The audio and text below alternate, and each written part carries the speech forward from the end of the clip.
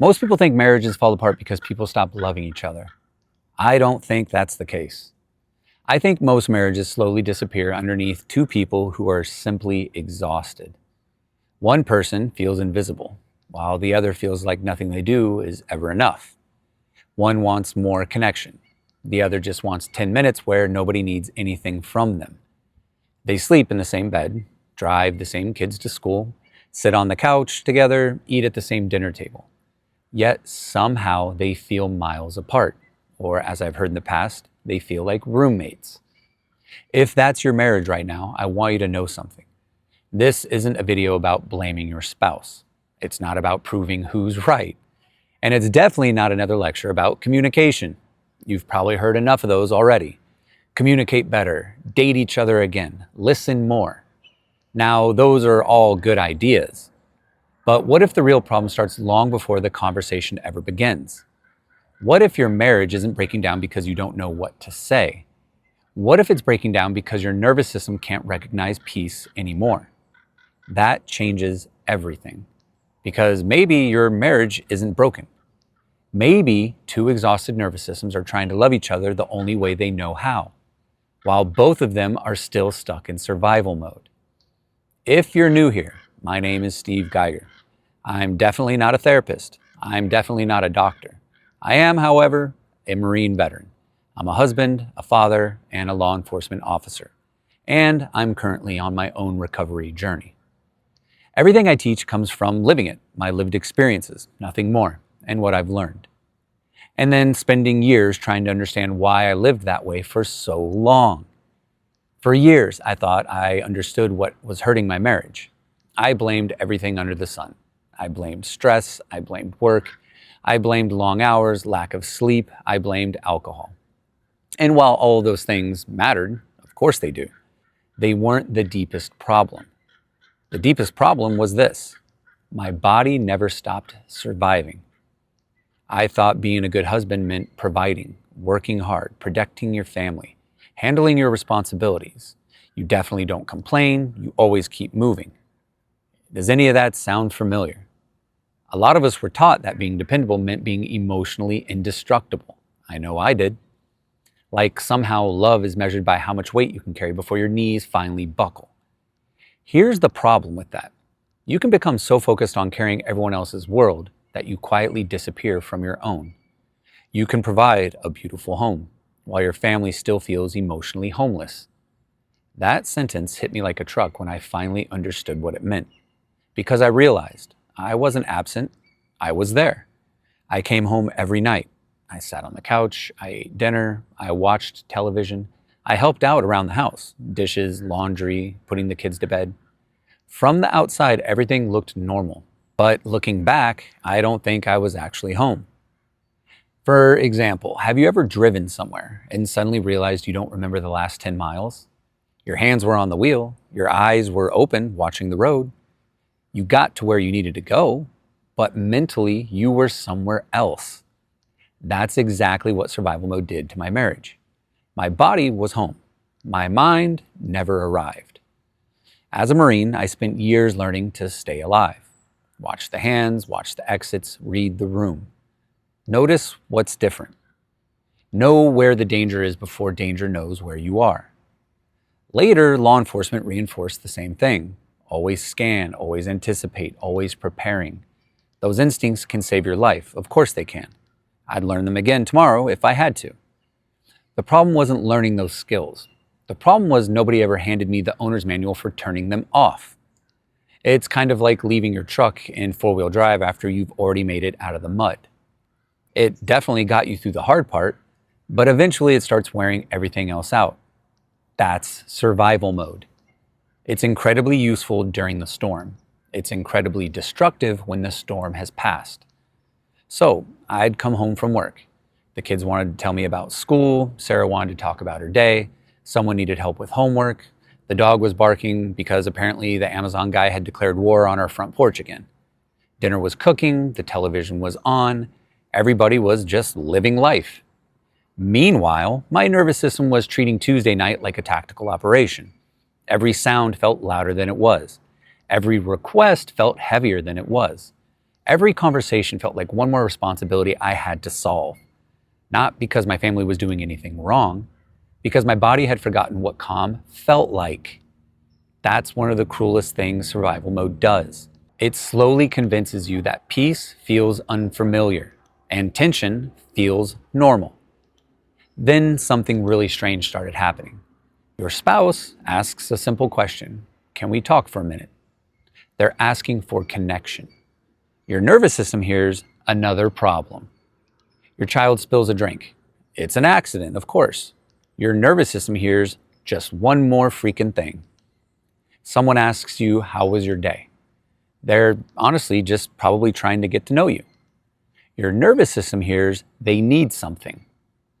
It's like living with a smoke detector that goes off every time someone makes toast.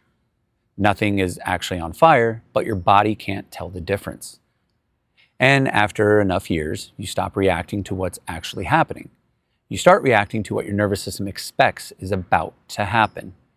That's when survival mode quietly begins replacing connection with protection. And here's what I wish someone had taught me 20 plus years ago. The greatest threat to my marriage wasn't another person.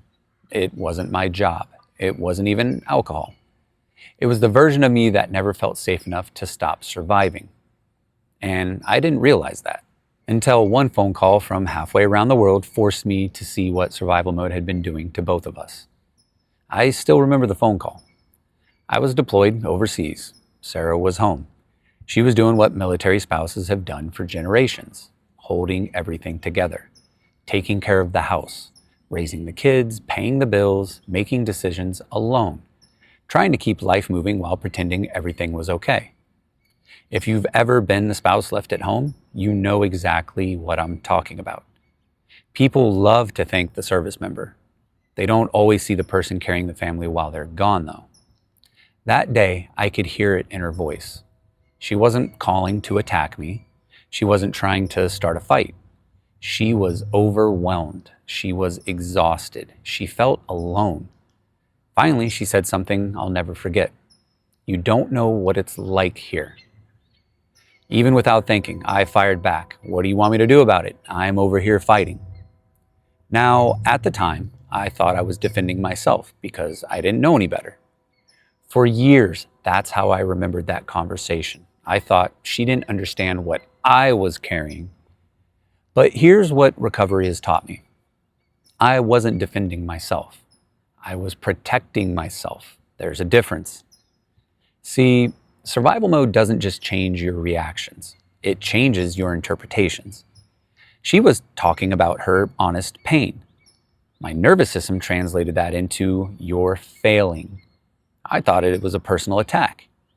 She wasn't saying I was a bad husband. She wasn't saying I wasn't trying. What she was saying is, "I'm drowning."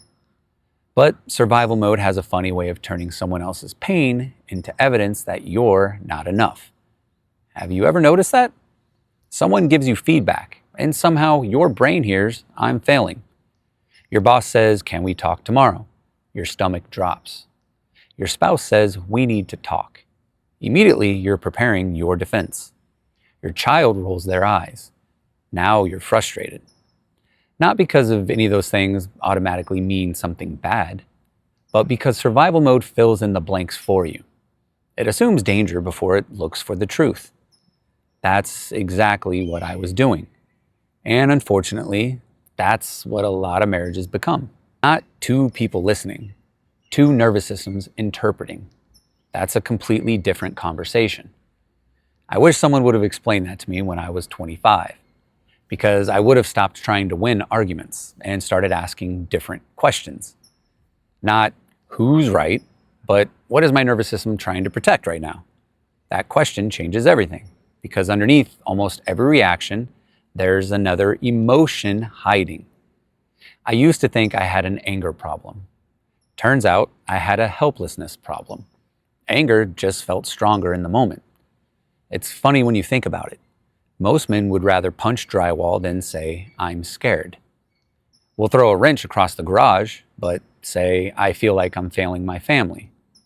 Somehow that's harder. Well, the question is why? Because survival mode convinces us that vulnerability is dangerous. So we replace honesty with irritation. We replace sadness with frustration. We replace fear with control. And then we wonder why the people we love feel like they can't reach us. I used to think Sarah needed me to solve every single problem of hers. Looking back, I think she just wanted me to understand them. Guys, that's a huge difference. Sometimes your wife isn't asking you to fix anything. She's asking, will you sit in this with me? Now, before every husband watching starts getting nervous, ladies, this isn't just about men. Because survival mode doesn't care if you're wearing combat boots or yoga pants. It speaks the same language to everyone. It's universal.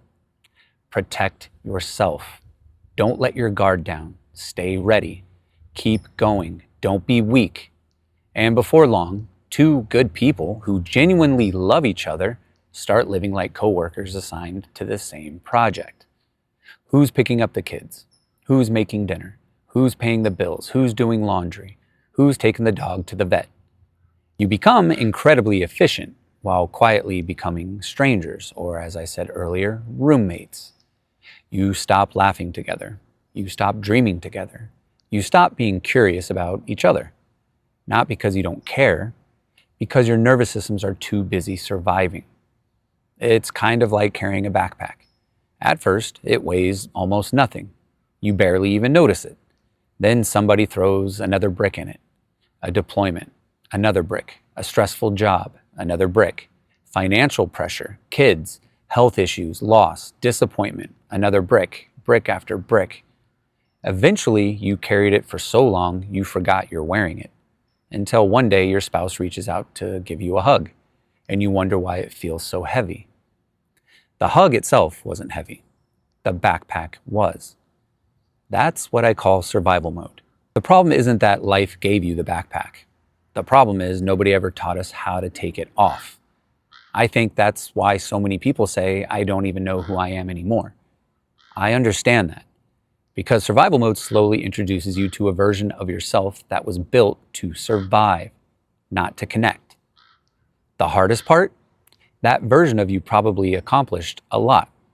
Worked hard, provided, protected, people respected you, but the people closest to you missed you.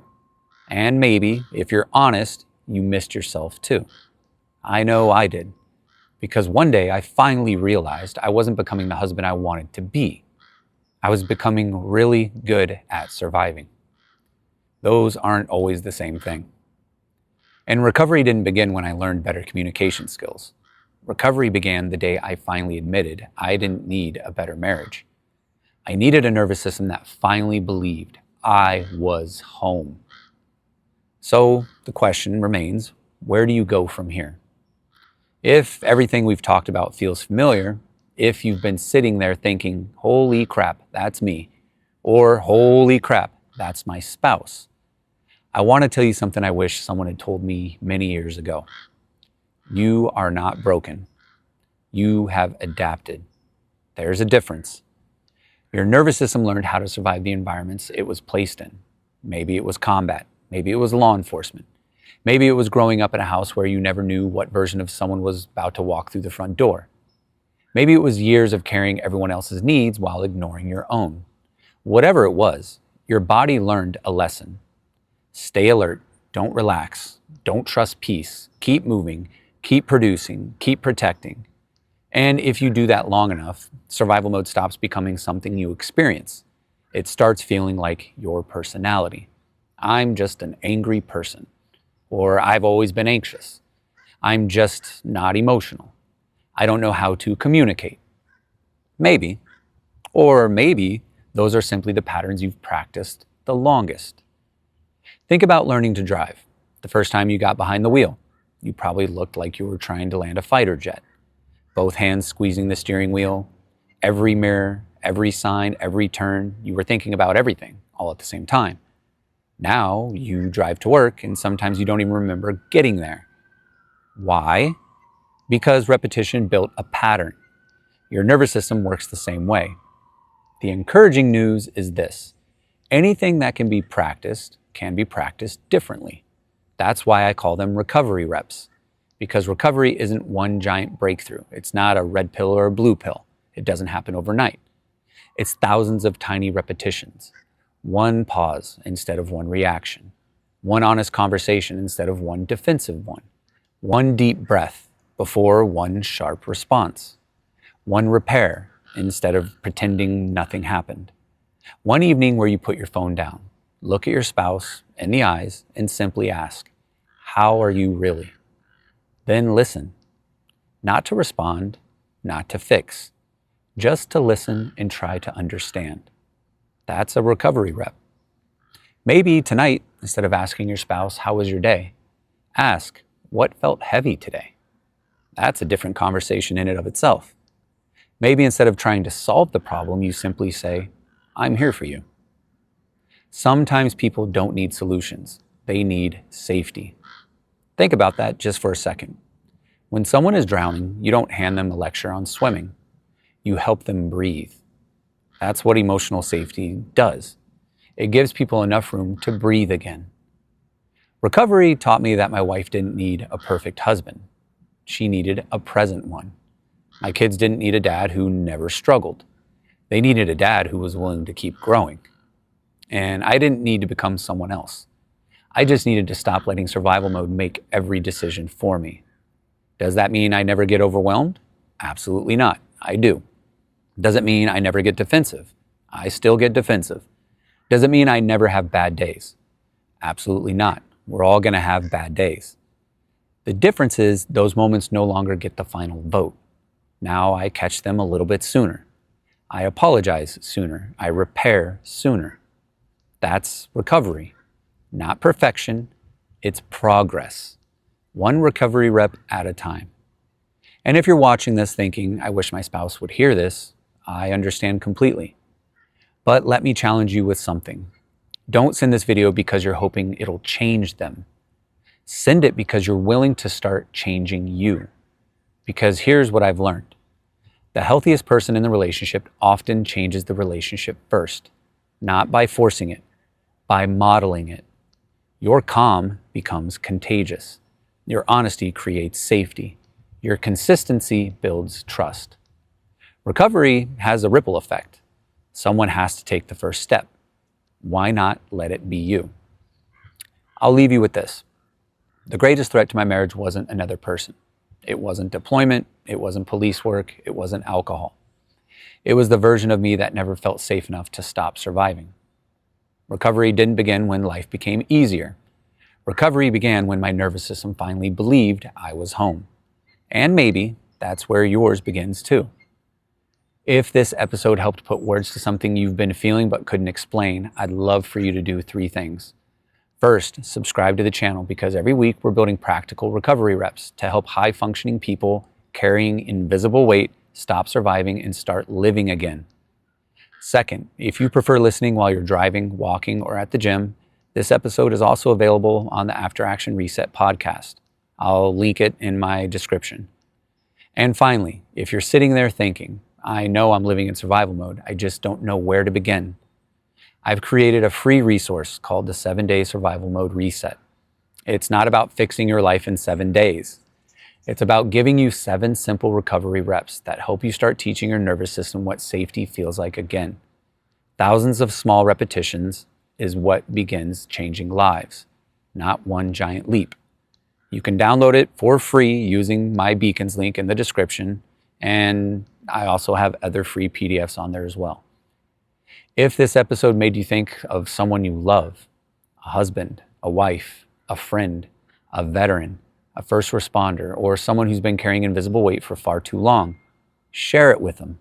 Sometimes the greatest gift we can give another person is finally giving them the words to describe what they've been living. Until next time, remember this.